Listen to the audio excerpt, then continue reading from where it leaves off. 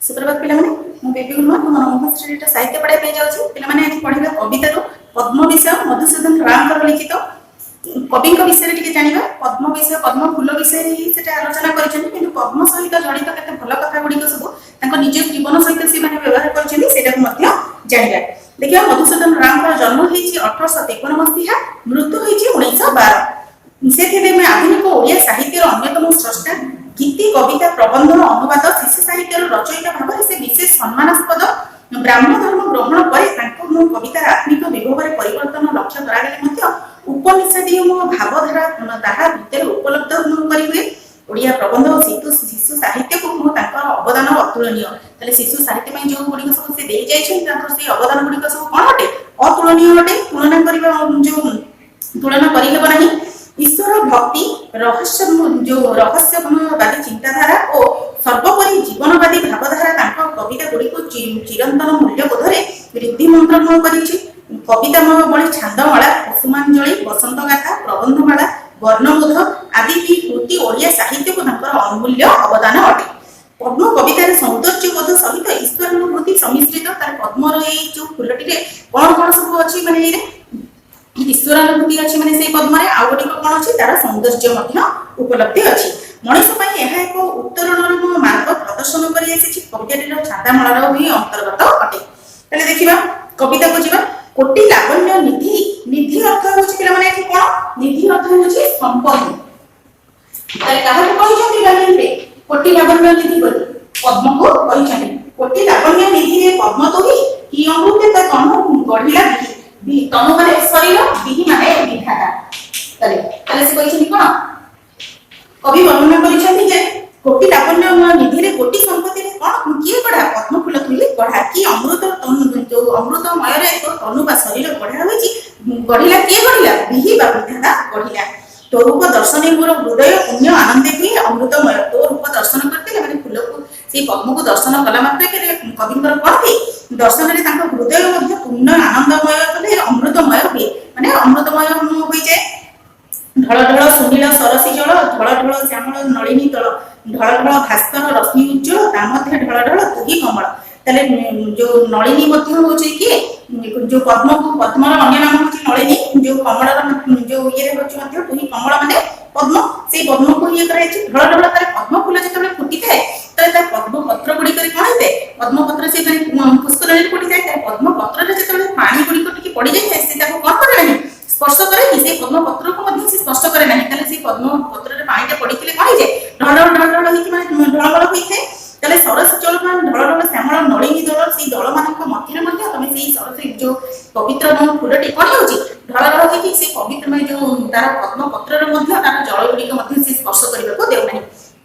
एठी अन्यतम गोटे आउरी मध्ये गोटे कोन होछि शिक्षणीय कथा अछि जोटा कि पद्म को माने व्याख्या करी कवि कहि छथि जे मु जो ए जो समाज रूपी हम परवास रे जो रहि छै मी करछि ताके पद्म कोठी अछि पंकरे फुटी के मध्ये ताको से ता देहरे जो पंकबा माने जो पड़ोस को से स्पर्श करबा को देइ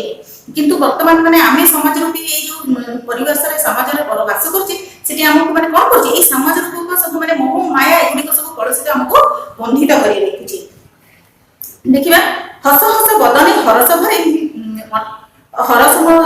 भरे अनाई रही अछु तू दिबा करे तो मुखे ज्योति धारा से दिबा कर ढाळई अबिरल आरे पुष्कर ताले से कहि कोन हस हस बदने जो पद्म काहा को चाहि रही थे जेतबे सूर्य उदय होई थांदी पद्म फूल फुटी थे ताले से अनाई के काहा कर होते दिबा कर माने एठार होचनी कि दिबा कर होचनी सूर्य दिबा कर भास्कर एमानकर नाम होछि कि ताको सूर्यकर अन्य नाम प्रतिशब्द मध्य कहा जाय परिबो तो मुखे ज्योति धारा को से दिबा कर को ढाळई अबिरल आरे पुष्कर पिउतु की आनंदे पीयूष सुनसर पीयूष अर्थ होछि माने एठारे मध्य कोन कि माने अमृत पीयूष अर्थ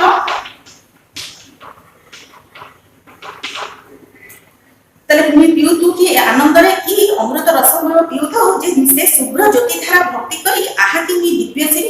तहु तो लभो तले धन्य उत्पल मध्य एठारे कोन उत्पल होछि पद्मर अन्य नाम उत्पल नलिनी कमल धन्य तो कहा कहछनी धन्य उत्पल पद्म धन्य तो तोहर प्रभु ताले धन्य तोहर प्रभु जे कि आमे सूर्य को कौन करता देवता भी मानि था पूजा करता ताले तो धन्य तोहर प्रभु जे कि तुम चिरदिन माने कौन करता तो अविरत भावे तांको ही अनै रहितो जहाँ फल तांको किरण रे तांकोरी आशीर्वाद फल तू कणित प्रस्फुटित होइଥାଏ फूल मकरंद अमृतमय हृदय तोहर मकरंद अर्थ फूलर महुआ रस कुहाଯାଏ तम सुरई बास कि मनोहर से मधु पाने मत मधुप्रदल पदल मधुपदल माने होछि एठारे भ्रमर मधुपदल जो माने मधु को संग्रह करंता खारभक्कड़ करथानी शेषर भी पराणम केडे शीतल सौरभ माने बासना जोटे से सौरभ माने प्राणारे माने केते माने शीतलता अछि जो से कहछ मकरंद अमृत हृदय तोहर तम सुरई बास सेई बासरे कि मनोहर से मधुपान पई मत होई निया से के भ्रमर सेते लहिते रंगा तो शुभ्र तनु बारे देखिले केबे नजीव मन ताले सेई श्वेत कहता होछि कोन धळा हे बा लोहित लाल रंगर सेई जो शुभ्र तनु माने से पद्म फुलर माने जो वर्णना कराई छै तार शरीर को वर्णना कराई छै बारे देखिले माने कोन केबे देखिले केबे नजीव मन केबे भी मनर आमे जेतले ताको देखु केबे भी मनर कोन होई न थाए दूर होई न थाए सर्वे शोभाई तुही उपमा स्थल सब शोभार माने कोन उपमा स्थल होछि कि पद्म रक्त प्रेमिकर तू ही संबल ताले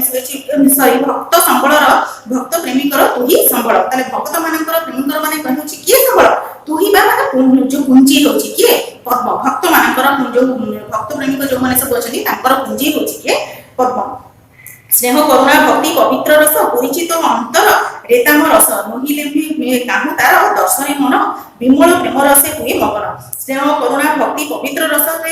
तार अंतर कौन होछि पुरीची तोरी भी ताम रसरे नहिले भी काहू तोर दर्शन मन विमल प्रेम रसे हुए मगन काहे कि नहले काहे कि तमोर दर्शन मात्र के हम मन मध्य कण हो जाउछि मग्न हो जाउछि मगन माने मग्न हो जाबा मधुमय पवित्र जहा विश्व रे जोटा मधुमय पवित्र अटे जोटा कि विश्व रे तो नाम मो संगे मिशा विधाता बड़े प्रिय मो मुख नयन मो परतम चरण तो नाम जो संगे सिना सुख कारण ताले तोरी नाम संगे सेही सुखर आमे यूज को कारण होई परछि सत्य शिव सुंदर परमेश्वर नाम संगे ते जो लगु ताले सत्य शिव सुंदर परमेश्वर को नाम रे की लागे लगु माने लागिबा नाम तोहर नाम लागछि तेणु से जो अरविंद भक्त जनर विभु पदारविंद सुमन होर सर्वशोभार पद्म रे पद्म तोर संगे निगूढ़ माने कोन गभीर भाव रे जोग होइतबा अछई मोर जीवन मरण रे तो संगे मिसी थाउ मन पद्म दिवस निसी ताले मो मन सेई पद्म पाखरे कोन हेतो दिवस निसी माने दिन राति तोरी मी पाखरे ही लागि रहितो कलुष पंके मुही केडे मळिन कलुष मो पंके मुही ए जो समाज रूपी कलुष माने पंकरे मु केडे मळिन होई जायछि केमेंते सरी तोर मु हेबी नळिन ताले केमती सरी हेबी माने तोम सम माने कोन सरी माने तुम परी माने समान हेबी नळिन माने पद्म परी जो समान हेबी पंकज अटु तुही तेणु भरसा मो तो परी शुभ्र हेबी लभी सुधसा ताले पंकज अटु तुही तेणु मु तो परे कोन अछि भरसा अछि तो परी शुभ्र हेबी लभी सुधसा अनंत महेश्वरी मेरे मो प्राण साई बोली राजीव सदा थिबी अनाई शिखा मते सदा ए पुण्य व्रत तोर आसीते पुरु मो मनरथ ताले एटारे माने जो कवि माने पद्मर ये विषय रे वर्णना करी मुई कहछन पा पद्मर सौंदर्य दर्शन रे ही माने ताकर कोन हो जाईछि कवि हृदय पवित्र पुण्यमय भावरे विफलित होई उठिछि सुनील सरोवर मध्य रे श्यामल पद्मपत्र ऊपरे सूर्यपुर सुनेरी किरण रे समुज्जल ही पद्मर कोन होइथे प्रस्फुटित होइथे बा नैसर्गिक मो शोभा दर्शन मन रे भावांतर सृष्टि करिଥାଏ कवि मधुसूदन राव पुणी मध्य कहिछि कि पद्मर एही दिव्य सौरभरे आमोदित होई उठिछन्ति कवि श्वेत रक्त समन्वित पद्मर जो वर्ण वैभव जो भक्त और प्रेमिक मानकर प्रेरणा दे उत्सव बोली से कोन करछन्ति स्वीकार करछन्ति की करछन्ति कवि करछन्ति पद्मर बाह्य सौंदर्य कवि प्रथमे विमुग्ध होई जाइतिले एही सौंदर्य अनुभूति ही कवि को जो विभु प्रेम रे माने का विभु माने एठी ईश्वर विभु प्रेम रे अनुप्राणित करिछि कारण सत्य ही माने का सुंदर बा सत्य ही जो सौंदर्य ही सत्य तेणु पद्मर दर्शन रे तार सौंदर्य कवि भी सत्यर शाश्वत सत्ता को कोन करछन्ति आविष्कार करछन्ति पद्म एकाधारे स्नेह करुणा भक्ति और पवित्रतार एक दिव्य समन्वय अटंती बोली से कवि जो वर्णना करछन्ति कविता रे संसारर समस्त माधुर्य और पवित्रता पद्मर पवित्र नाम रे संजोग होई रही अछि सत्य शिव सुंदर परमेश्वर पद्म सह दिव्य समन्वय रहिछि ईश्वर को पाद को पद्म सह संलग्न करी पदारविंद रूप रे भक्त माने जो भक्ति अर्घ्य समर्पण करिथांती ताले पद्मर सौंदर्य सत्याभिमुखी पद्मर दर्शन मध्य पुण्य पवित्रतार जो द्वैतक अटे मानवर जीवन मध्य कोन अटे दर्शन मध्य जो पद्म सह समन्वित ତାହେଲେ ପଦ୍ମ ନିକୃଷ୍ଟମ ପଙ୍କରୁ ଜାତେ ହେଲେ ବି ସତ୍ୟ ଶିବ ସୌନ୍ଦର୍ଯ୍ୟର ଦ୍ୱୈତକର୍ମ ରୂପେ ପରମେଶ୍ୱରଙ୍କ ସହ କଣ ଅଟେ ଯେଉଁ ସମନ୍ୱିତ ଅଟେ ସେଇ ଭଗବାନଙ୍କ ଉପରେ ମଧ୍ୟ ସେ ସମର୍ପଣ କରାଯାଏ। ସେହିପରି ମାନବ ମର୍ତ୍ତ୍ୟରେ କୌଣସି କିଛି ମାୟା ମୋହ ରୂପକ ପଙ୍କିଳା ଆବର୍ତ୍ତରେ ଜନ୍ମ ଲଭିଥିଲେ ମଧ୍ୟ ତାର ଆତ୍ମା ରୂପକ ପଦ୍ମ ଅନାବିଳ ଶୁଭ୍ର ଶତଦଳ ଏପରି ଐଶ୍ୱୀ ଚେତନା ସହ ଚିର ସଂଲଗ୍ନ ହୋଇ ରହିଅଛି। ପଦ୍ମ ଓ ମାନବାତ୍ମାର ଏହି ଦିବ୍ୟ ସମନ୍ୱୟତାକୁ ଆବିଷ୍କାର କରି ଭକ୍ତ କବି ମଧୁସୂଦନ ବର୍ଣ୍ଣନା କରିଛନ୍ତି। ପଦ୍ମ ଯେପରି ପଙ୍କ ସହ ସଂଲଗ୍ନ ରହିଥିଲେ ମଧ୍ୟ ସେ ନିଜେ ପଙ୍କିଳ ନ ହୋଇ ଶୁଭ୍ର ପବିତ୍ରତାର କଣ କରିଥାଏ ଦ୍ୱୈତକ ରୂପେ ପ୍ରତିଷ୍ଠିତ। ମାନବ ସେହିପରି ପାପ ପ୍ରବଞ୍ଚନାପୂର୍ଣ୍ଣ ଏଇ ଯୋଉ ସମାଜରେ ଅଛି ପଙ୍କିଳ ସମାଜରେ ସେ କାହାଠାରୁ ଶିକ୍ଷା କରିବା ଉଚିତ? ପଦ୍ମଠାରୁ କିଛି ଶିକ୍ଷା ପାଇ ବିଭୁ ପ୍ରେମର ଦିବ୍ୟ ରସାनुभୂତିରେ ନିମଜ୍ଜିତ ହୋଇଥିଲେ ତାର ଜୀବନ କଣ ହେବ ଧନ୍ୟ ହୋଇପାରିବ। ତେଣୁ କବି ପଦ୍ମକୁ ନିଜର ଦିଗ୍ଦର୍ଶନ ରୂପେ ସ୍ୱୀକାର କରି କବିତାରେ ବର୍ଣ୍ଣନା କରିଛନ୍ତି। ସର୍ବଶେଷରେ ସେ ଶେଷ ବେଳକୁ କଣ ହେଇଛନ୍ତି କଣ ପଦ୍ମର ଈଶ୍ୱର ନିଷ୍ଠାକୁ କବି ଆଦର୍ଶ ରୂପେ ଗ୍ରହଣ କରିଛନ୍ତି। ପଦ୍ମକୁ କଣ କରିଛନ୍ତି ନିଜର ଆଦର୍ଶ ରୂପେ କବି ଗ୍ରହଣ କରିଛନ୍ତି। ପଦ୍ମ ପରମ ପ୍ରଭୁ ଆରାଧ୍ୟ ହେଉଛନ୍ତି କିଏ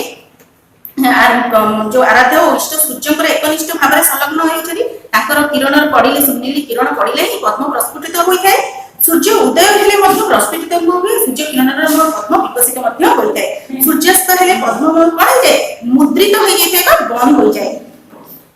ତାହେଲେ ପଦ୍ମଠାରୁ ଏହି ଏକନିଷ୍ଠ ଦିବ୍ୟ ପ୍ରେମ ଓ ଇଷ୍ଟ ନିଷ୍ଠାକୁ ଆହରଣ କରି କବି ମଧୁସୂଦନ ନିଜ ଜୀବନରେ ଏହି ପୁଣ୍ୟ ବ୍ରତର ଅନୁଷ୍ଠାନ ପାଇଁ ସଂକଳ୍ପ ନେଇଛନ୍ତି। ଯେ ଯେହେତୁ ସେମାନେ କଣ କରୁଛନ୍ତି ତାର ପରମେଶ୍ୱର ବା ସୂର୍ଯ୍ୟ ଉଦୟ ହେଲେ ସେମାନେ ଯୋଉ ପ୍ରସ୍ଫୁଟିତ ହଉଛି ଯେତେବେଳେ ସେ ଅସ୍ତ ହେଇଯାଉଛନ୍ତି ମୁଦ୍ରିତ ହେଇଯାଉଛି। ତାମାନେ ତାର ଯୋଉ ଚାହିଁବା କ୍ଷଣ ରହୁଛି କାହା ପାଖରେ ସେଇ ତାଙ୍କର ଯୋଉ ଈଶ୍ୱର ସତ୍ତା ଉପରେ ତାର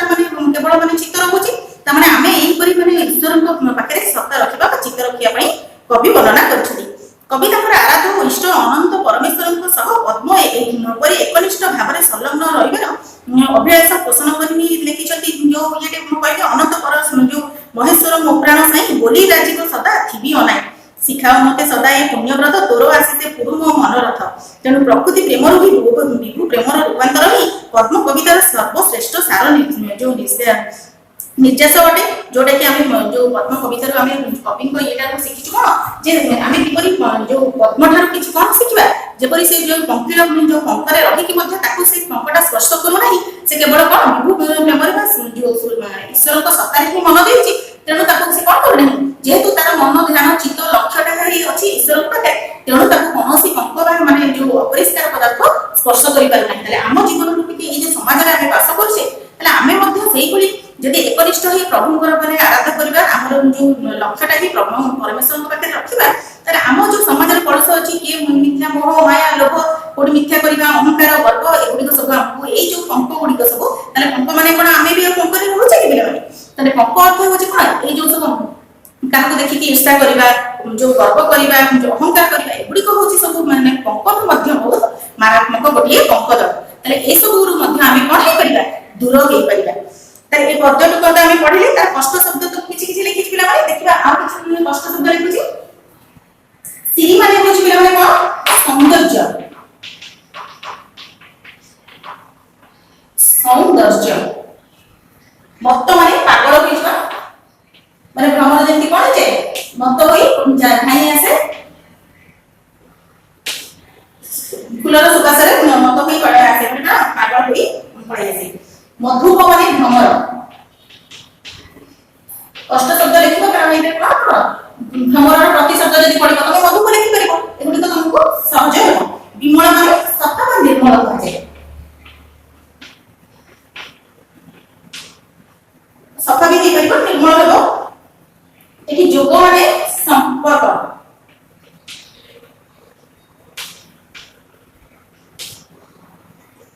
ଉତ୍କଳ ତ କହିଛି ପଦ୍ମକୁ ଉତ୍କଳ କୁହାଯାଏ। ତାମରସ ମଧ୍ୟ କୁହାଯାଏ। ତାମରସ ଉତ୍କଳ କମଳ ଏଗୁଡିକ ସବୁ ହେଉଛି କାହାର ନାମ ପଦ୍ମର ସବୁ ଅନ୍ୟ ଅନ୍ୟ ସବୁ ନାମ। ପିୟୁଷ ଅର୍ଥ ଲେଖିଛି ଯୋଉ ଅମୃତ ବୋଲି। କଳୁଷ ଲେଖିବା କଳୁଷ ହେଉଛି ପାପ ଏଠାରେ କଳୁଷ ଅର୍ଥ ହେଉଛି କଣ ପିଲାମାନେ ପାପ। ସୁଦଶା ମାନେ ସୌଭାଗ୍ୟ ସୁଦଶା ସୁ ମାନେ ଭଲ ଦଶା ସୌଭାଗ୍ୟ।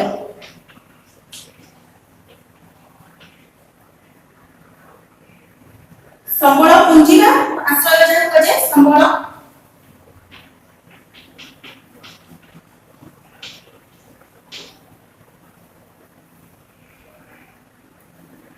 ନିଗୁଡ ମାନେ ଗଭୀର,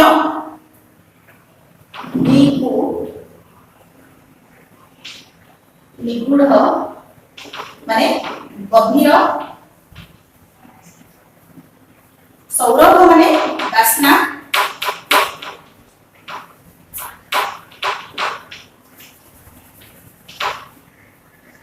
तुम्हारा पुस्तक पिला माने देखा लेखा सेठी सब जो एगुड़ी सब कष्ट शब्द लिख कविता को बार बार पढ़ले तुम किसी जो ज्ञान अर्जन कर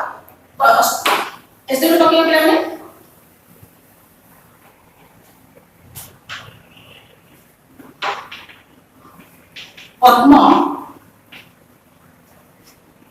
कविता को पढ़ी कष्ट शब्द लिख कष्ट शब्द लिखी पे मन रख